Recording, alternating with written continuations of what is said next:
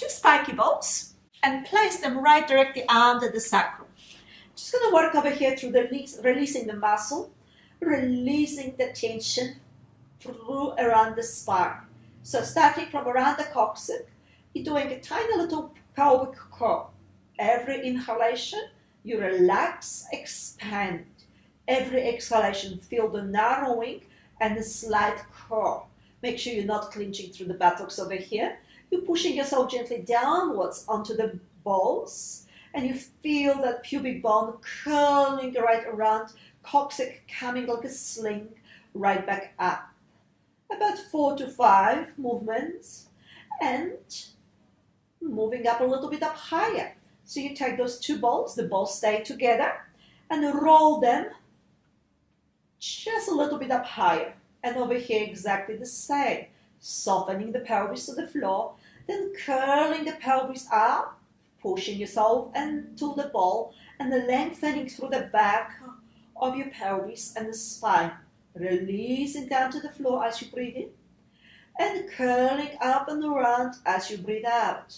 Sense the sit bones reaching towards the knees. Sense the knees reaching away from the body. Sense as you're almost getting some length through the quads as you breathe out.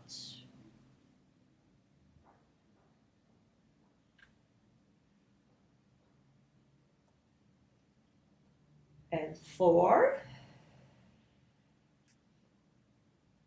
And moving the balls a little bit up higher.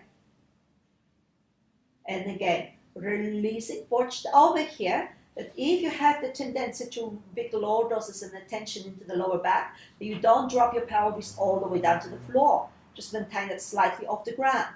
Then exhale, curling without clenching your buttocks, just more like a sense of the sling pushing out through that towards your knees. Think about your heels pulling towards the buttocks. So you get that sling moving that direction as your heels pull towards the buttocks. Inhale, you let go. And as you exhale, again, pushing yourself into the ball, reaching your knees in, making sure that you get that feel of melting into the spiky balls.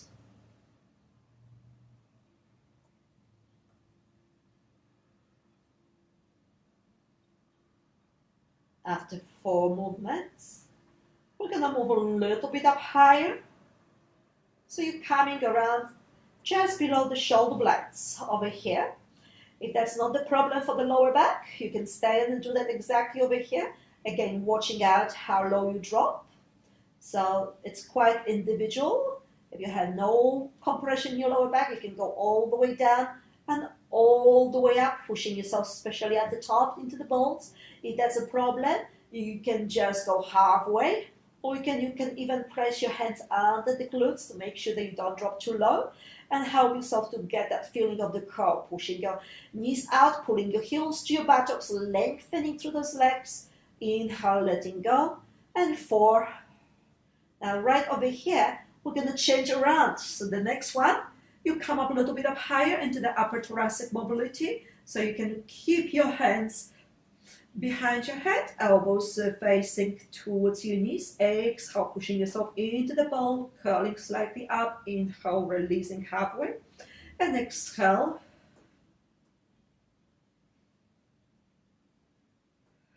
You try to get that breath directed right into that shoulder blades, right into the rib cage. After about 4 movements, a little bit lower, so you're on the top of your shoulders over here. And again, as we exhale, a little curl. As we inhale, release. As you exhale, slight curl. Try to separate the shoulder blades apart.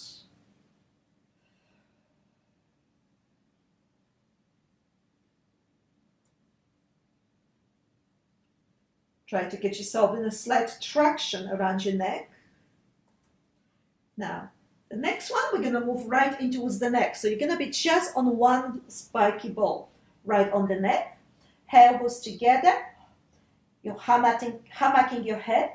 Every time you exhale, you gently bring the chin to the chest, pushing that neck very gently into that spiky ball. Because they're very spiky, you have to be quite careful how strong you push. It shouldn't be painful.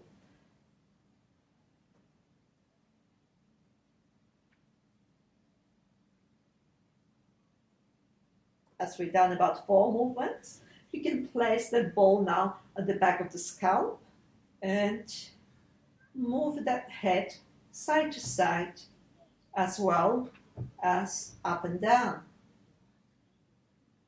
Tiny little movements, just looking for that release. As we release the body, now I'm going to take magic circle. We place the magic circle between the legs.